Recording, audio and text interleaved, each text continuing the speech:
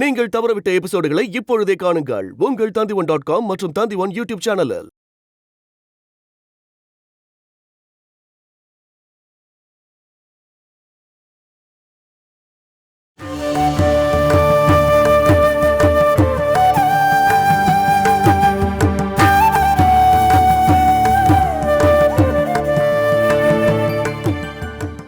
நீ உன்னோட முடிவுல தெளிவா இருந்திருந்தனா அந்த கல்யாணம் நடந்திருக்கும்ல.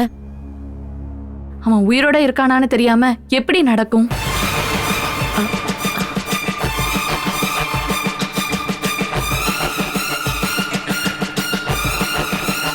அப்பாவும் அண்ணனும் சேர்ந்து அவனை அடிச்சு இந்த ஊரை விட்டு விரட்டிட்டாங்க.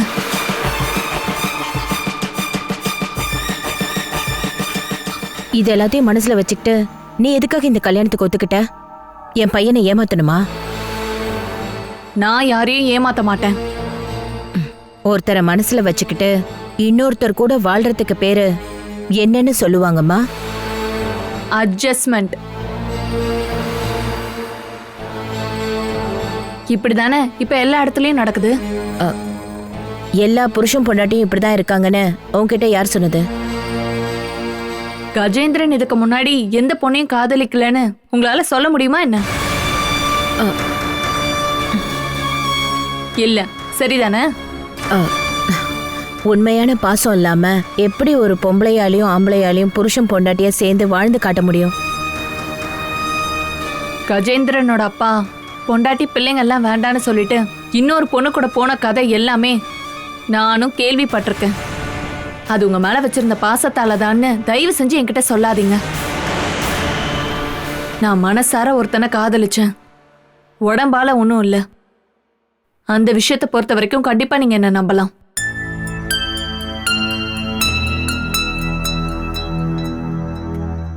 என்ன இருந்தாலும் நீ இப்படி ஓப்பனா பேசினது எனக்கு ரொம்ப சந்தோஷம். இந்த கல்யாணம் நடந்தாலும் நடக்காம போனாலும் எனக்கு எந்த பிரச்சனையும் இல்ல. அதான் நான் உண்மையை ஓப்பனா சொல்லிட்டேன்.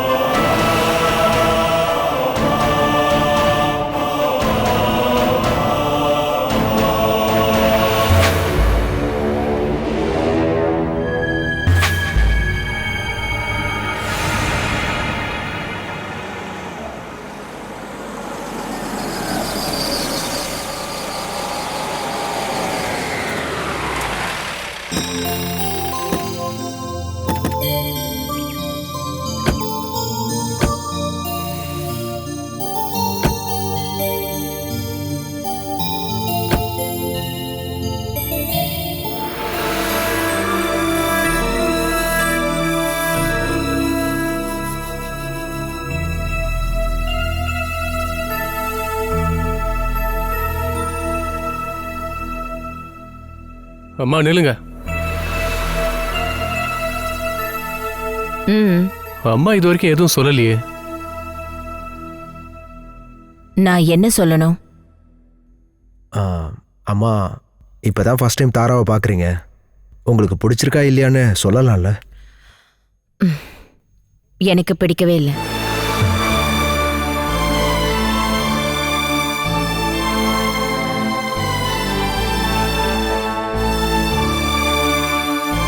வெட்டுக்காரங்களோட இருக்க உறவு உங்களுக்கு ஏற்கனவே பிடிக்காம தான் இருந்தது. உங்களுடைய இந்த ஆட்டிடியூட தாரா கிட்டையும் காட்டுறீங்க, அப்படித்தானே? இல்ல, நான் அந்த பொண்ணுகிட்ட போய் பேசினேன். பேசினதுக்கு அப்புறம் தான் அவன் நிச்சயமா கஜேந்திரனுக்கு ஒத்து வர மாட்டான்னு தோணுச்சு. அப்படி என்ன அவகிட்ட பிடிக்காம போச்சு? முதல்ல அதை சொல்லுங்க. நீ அவகிட்ட அப்படி என்ன குணத்தை பார்த்துட்டப்பா? நீ முதல்ல அதை சொல்லு. தாராவுக்கு அழகு இருக்கு, படிப்பு இருக்கு, தேவைக்கேற்ற சொத்தும் இருக்கு. கல்யாணத்தை முடிவு பண்ண இதெல்லாம் போதாதான் என்ன? அதை விட மதிப்புமிக்க ஒரு விஷயம் இருக்கு மகி, அவளோட சுபாவம். நாம முதல்ல அதை தானே பார்க்கணும்.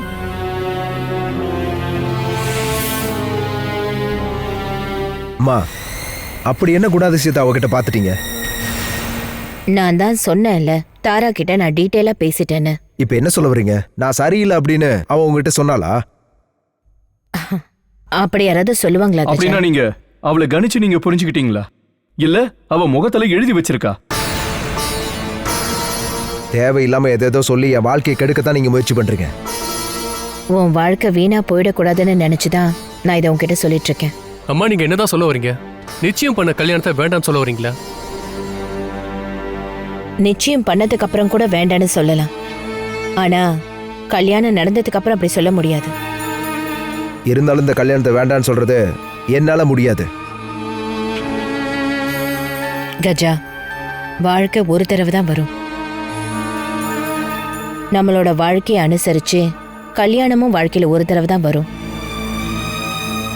பின்னாடி வர பிரச்சனையை சமாளிக்கிறத விட இப்பவே அதை வேண்டான்னு சொல்றது நல்லதில்ல. இப்ப அந்த கல்யாணத்தை வேண்டாங்கிற அளவுக்கு தாரா கிட்ட என்ன தப்ப பார்த்துட்டீங்க? எதுவா இருந்தாலும் ஓப்பனா சொல்லுங்க. எனக்கு அவளை பிடிக்கல கஜேந்திரா, அவ்வளவுதான். வேற எதையும் நான் சொல்ல விரும்பல. அப்படின்னா ஏதாவது ஒரு தேவையில்லாத காரணத்தை சொல்லி இந்த கல்யாணத்தை தடுக்கணும். அது மட்டும் தான் உங்களுடைய ஆசை, அப்படிதானே?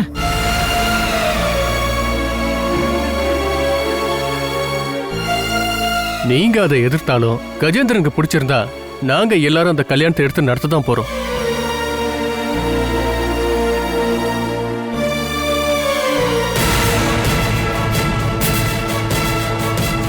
அப்பா அம்மா உயிரோட இல்லைனா கூட கல்யாணம் பண்றாங்க இல்லையா? மகி, எனக்கு பிடிச்ச வாழ்க்கையை தேர்ந்தெடுக்க எனக்கு உரிமை இல்லையா என்ன? இல்ல நீங்க கை காட்டுற பொண்ணதான் கண்ணை மூடி தாலி கட்டணும்னு சொல்ல வரீங்களா என்ன?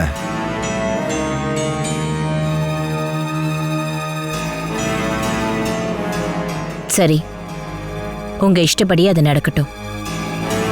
சொல்ல வேண்டியது எல்லாத்தையும் நான் சொல்லிட்டேன். அம்மா சரின்னு சொன்ன பொண்ணை தான் நான் கட்டிக்கிட்டேன்னு நாளைக்கு நீ என்ன சொல்லக்கூடாது. சொல்ல மாட்டேன்.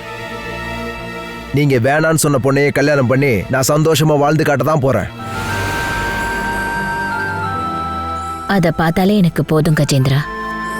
பசங்களோட கல்யாணத்தை பார்க்கறத விட அம்மாக்கு வேற எது சந்தோஷம்னு நினைக்கிற?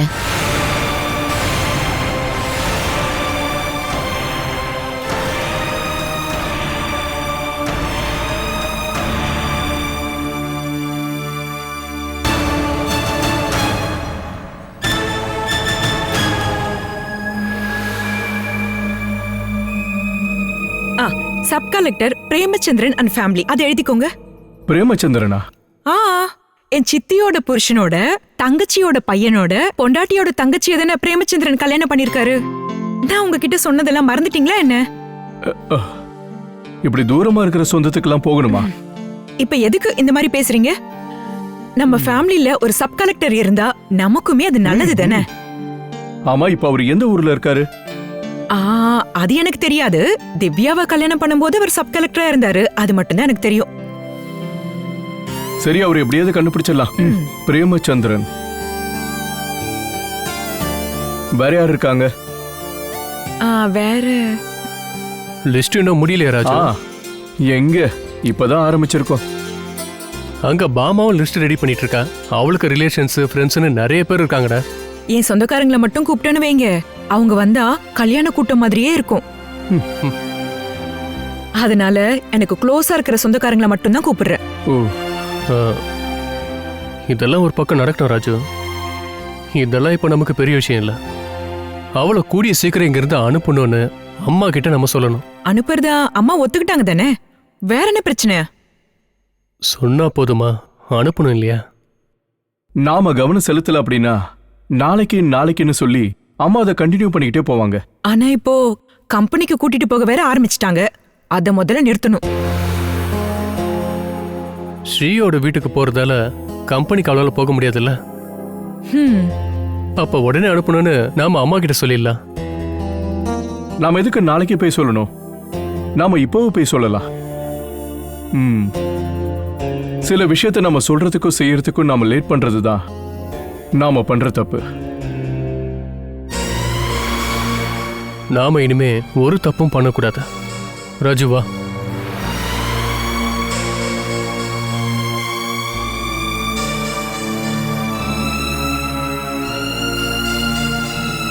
எல்லா ஸ்டாஃபுங்களுக்கும் நேரா கொண்டு போய் கொடுக்கணும். தூரமா இருக்கிற ஃபினான்ஸ் மேனேஜர்ஸ்க்கெல்லாம் பத்திரிக்கையை போஸ்ட்ல அனுப்பணும்.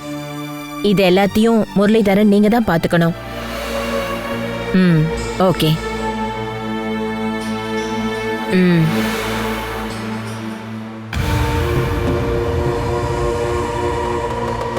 நான் அப்புறமா கால் பண்றேன் முரளி.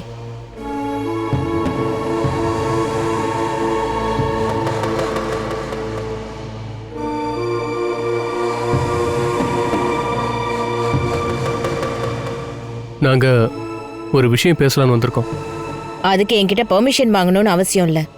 என்ன விஷயம்னு என்கிட்ட சொன்னா பத்தாதா? கல்யாணம் நிச்சயம் பண்ண அன்னைக்கு நீங்க ஒரு விஷயத்த ஒத்துக்கிட்டு இருந்தீங்க, ஞாபகம் இருக்கா? யார்கிட்ட? உங்ககிட்டயா இல்ல வாசவன் கிட்டயா? நிச்சயத்தன்னைக்கே நான் பல பேர்கிட்ட பல விஷயத்த பத்தி பேசிட்டேன். சில பேர்கிட்ட சில விஷயங்களை நான் ஒத்துக்கிட்டேன், சில விஷயங்களை நான் முடியாதுன்னு சொல்லிட்டேன். நீங்க சொல்ல வந்த விஷயம் என்னன்னு சொல்லுங்க. நீங்க என்ன எங்களை கலாய்க்கிறீங்களா? ராஜண்ணா சொன்னதுக்கான அர்த்தம் உங்களுக்கு புரியவே இல்லையான்னு? நீங்க பேசுற பேச்சுக்கும் நடந்துக்கிற விதத்துக்கும் என்ன அர்த்தம் நான் இப்பதான் புரிஞ்சுக்கிறேன் கஜா. அந்த பொண்ணை இங்க இருந்து அனுப்புற விஷயத்தை பத்தி பேசலாம் தான் நாங்க வந்தோம். அவளுக்குன்னு ஒரு பேர் இருக்கு மகி, கிருஷ்ணா. அந்த பொண்ணுக்குன்னு ஒரு பேர் இருக்கிறப்போ நீ எதுக்காக அந்த பொண்ணை இப்படியெல்லாம் கூப்பிடணும்? அவளை வேற பேரு சொல்லிதான் கூப்பிடணும். உங்ககிட்ட அதை நாங்க சொல்லாம இருக்கோம், அவ்வளவுதான்.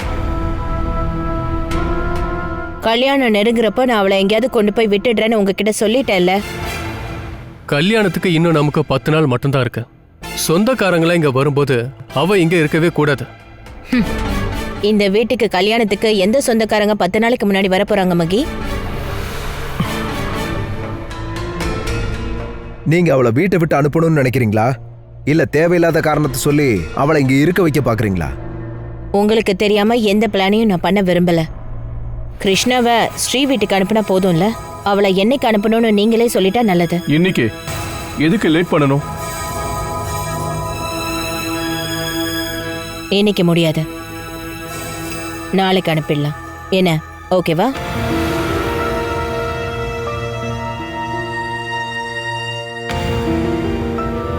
நாளைக்கு நீங்க வாக்கு மாறக்கூடாது. நான் சொன்னதை கரெக்டா காப்பாத்திட்டு வந்ததுனால தான் இந்த வீட்டையும் பிசினஸையும் நான் நல்லபடியா நடத்திட்டு இருக்கேன். அதனால தானே இன்னைக்கு நீங்க இவ்ளோ பெரியவங்களா வளர்ந்து நின்னு எனக்கே சவால் விடுற அளவுக்கு வந்திருக்கீங்க. தேவையில்லாம அதிகமா பேச வேண்டாம். நாங்க கேட்டு கேட்டு சலிச்சு போச்சு.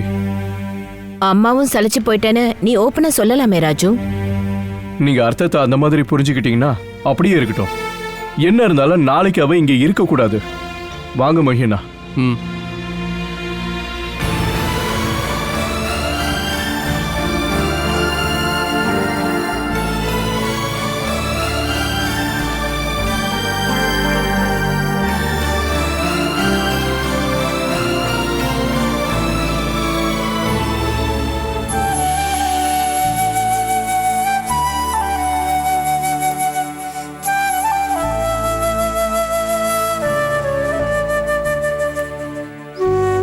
நீ உன் தலைமுடிய பின்னிக்கிறத விட அப்படியே விட்டாதான் அழகா இருக்கு.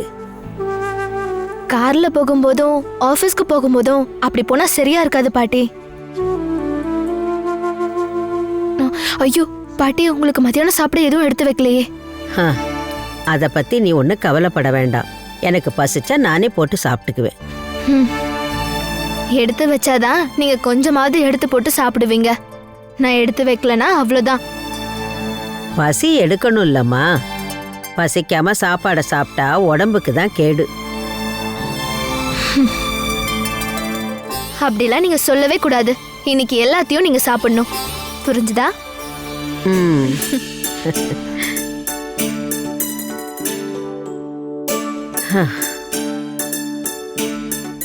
கிருஷ்ணா, ம். நீ ஆபீஸ்க்கு வரதுக்காக ரெடி ஆயிட்டியா? ம் ஆமா. இன்னைக்கு ஆபீஸ்க்கு வேண்டாம். வேற ஒரு இடத்துக்கு தான் நான் உன்னை கூட்டிட்டு போறேன்.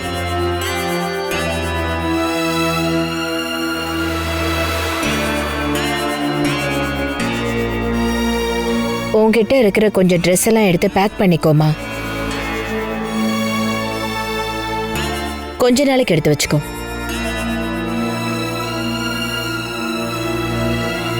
என்ன லக்ஷ்மி, எங்க இவளை கூட்டிட்டு போற? நீ போய் ட்ரெஸ் எல்லாம் பேக் பண்ணி வை போ.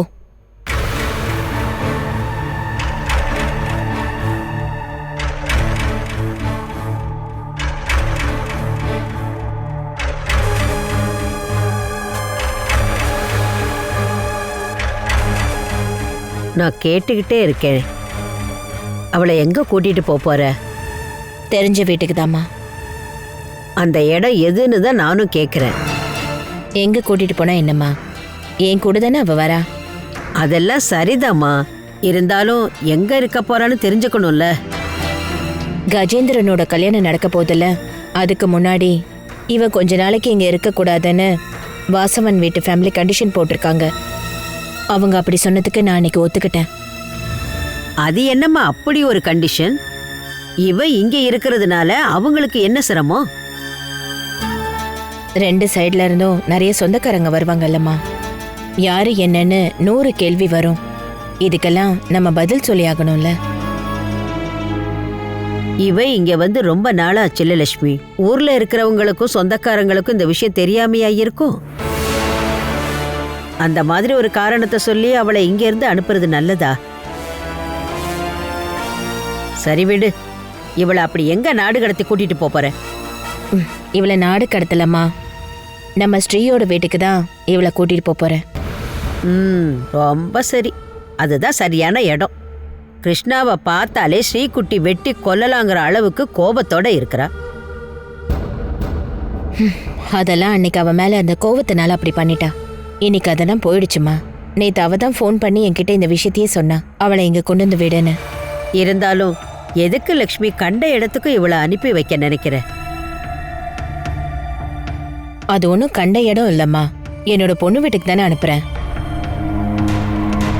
சொல்லப்போனா அவளோட தங்கச்சி தானே இவ.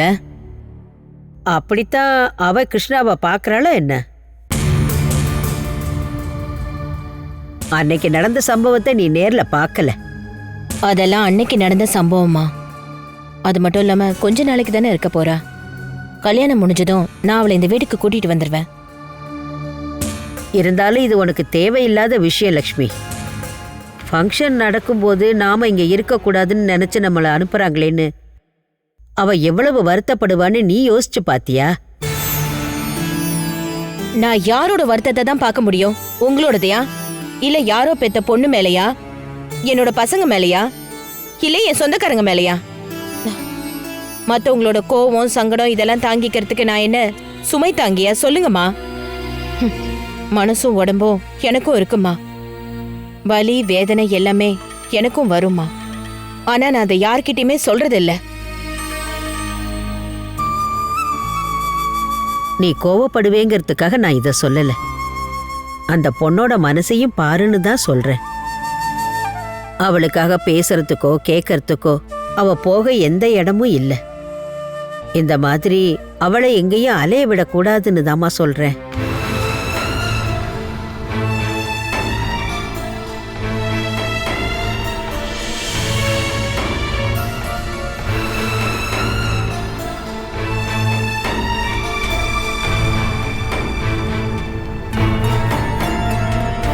நீ எதுக்கும் வருத்தப்பட வேண்டாம். கொஞ்ச நாளைக்கு மட்டும்தாம்மா. அதுக்கப்புறம் நானே வந்து உன்னை கூட்டிட்டு போறேம்மா.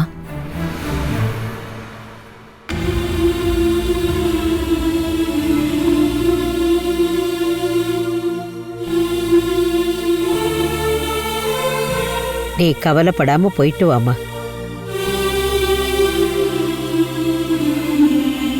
நீ ரொம்ப தூரம் ஒன்றும் போகலம்மா. போயிட்டு வாம்மா.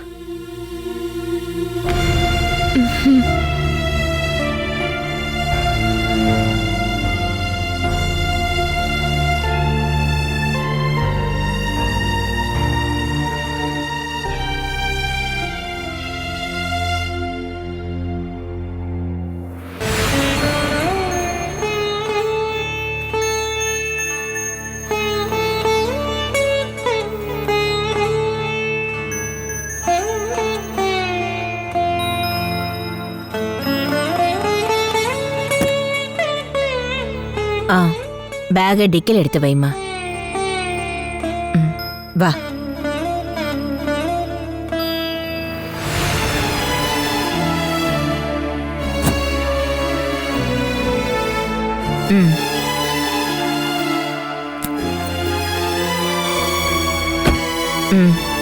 போய் ஏறுமா.